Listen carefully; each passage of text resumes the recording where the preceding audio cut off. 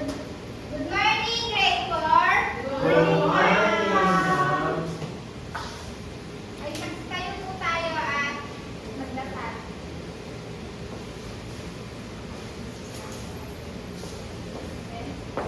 In the name of the Father, the Son, and the Holy Spirit. Amen. Dear God, our and Father of all, thank you for the day. Thank you for ways in which you provide for us all. For your protection and inspire us by your Holy Spirit as we listen and write. Guide us by your eternal light as we discover more about the world around us. We ask all this in the name of Jesus. Amen. In the name of the Father, the Son, and the Holy Spirit. Amen. Before you sit down, pick up the trash under your chair. Okay, ma'am.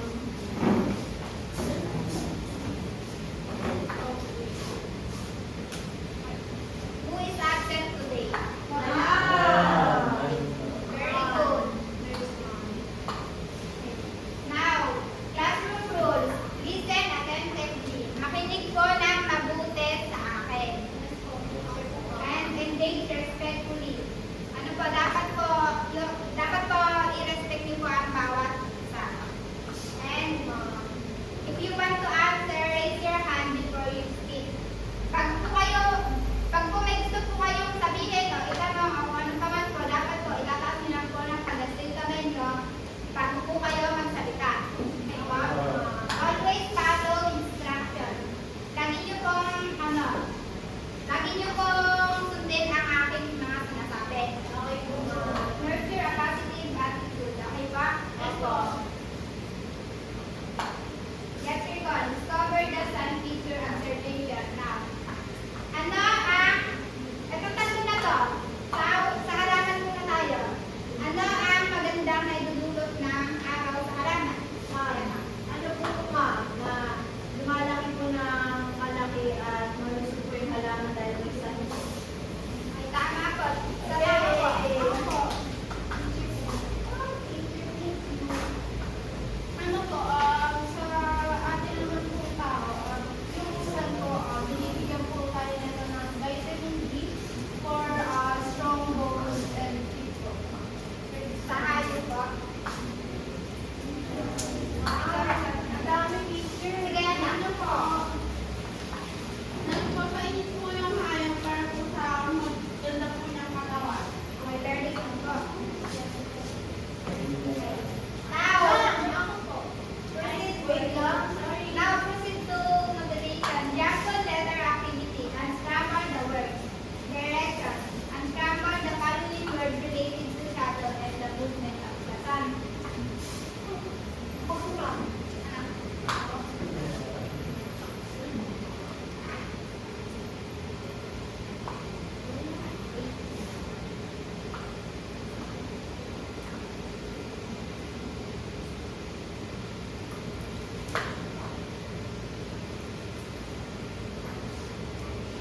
Tama po ba?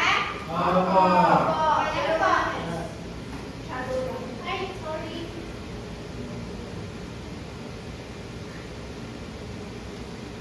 Okay, ano po yan?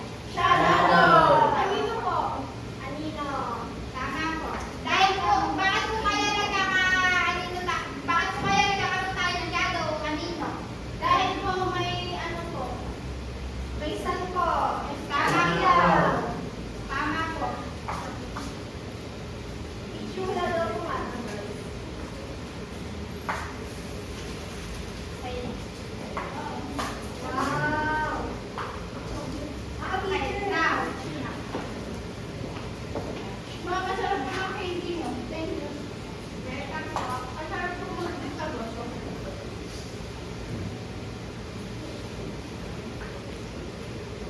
Ayun po, teacher. Slide. Slide. Bakit po kaya nagkakaroon ng slide? Dahil may sun po. Sun. Tama po. Teacher, first po.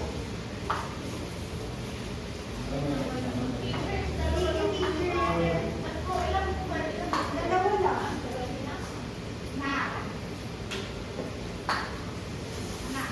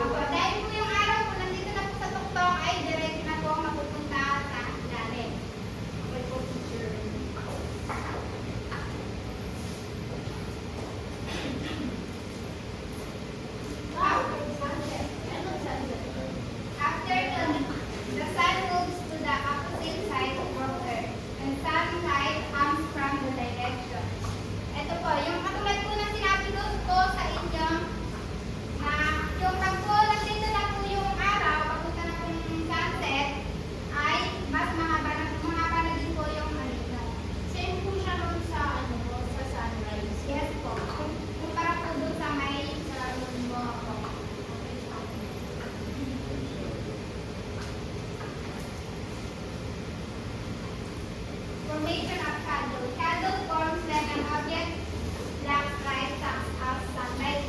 Katulad po ng sinasabi ko po, pag walang araw, wala pong anino. Yes po, hanggang dito po. Di ba po, ito yung, pakibasa nga po. Light source. Okay. Hindi po tayo magkakaroon ng shadow kung walang light. Walang headlight. Tama po.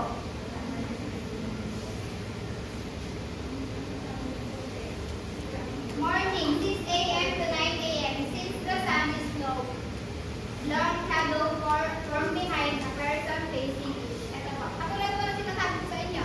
Sa kailangan po. Di ba po ba ganyan yung araw? Kaya ito po ang dahilan kung bakit tayo nagkakaroon ng Shadow. tama po.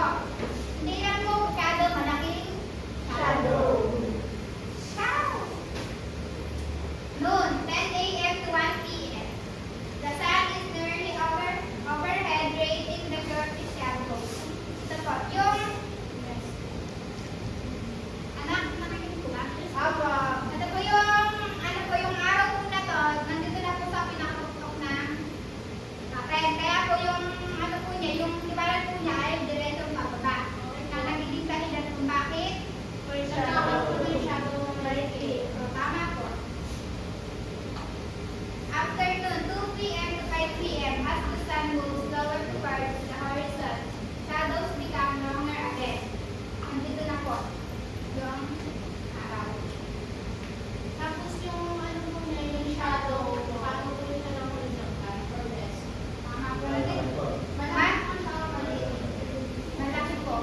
Malaki na po. Ang maliit lang po sa ating shadow ay nandito po yung ito po. Pag nandito po, maliit yung shadow natin. And then pag nandito na po, katulad po ng kanina sunrise, yes, tama po. Ito po, ay malaki na din po yung ating shadow. Okay guys po? Apo. So, teacher, nag-iiba lang po yung ano, yung pwesto. Yes po. Depende po kung saan po nakatulog yung sun. Yes po. The sun and shape of shadow change depending on the sun's position in the sky. Ano po? Ah. Ano po siya? The sun and shape of shadow change depending on the sun's position. Ma'am, tulad nga po ng sinabi mo, ang shadow po ng isang object is nakadepende po. Kunwari po sa sun, tulad nga po ng example, yung picture is yung sa tree. Yung sa sunrise po, kapag po sunrise, which is S, is yung shadows po na yun, mahaba, plus galis po. Tapos kapag po naman sa tanghaling naman po, yung shadow po natin nagiging kasi po nakapagpan. Tapos kapag po sa sunset, yung ano naman po natin, yung shadow pa west, pa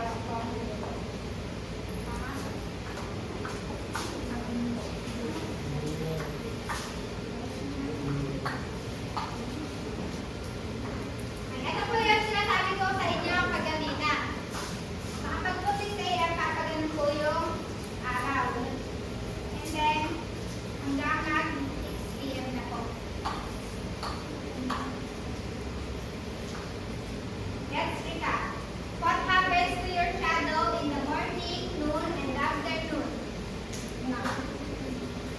Tulad po nung sinabi ko ni Isaiah, kapag pinangyayari po sa shadow nyo kapag umaga po, sunrise, yung ano po, pag nag-direct na ano po siya na ano sa atin, yung shadow natin ay sa east po, mahaba siya.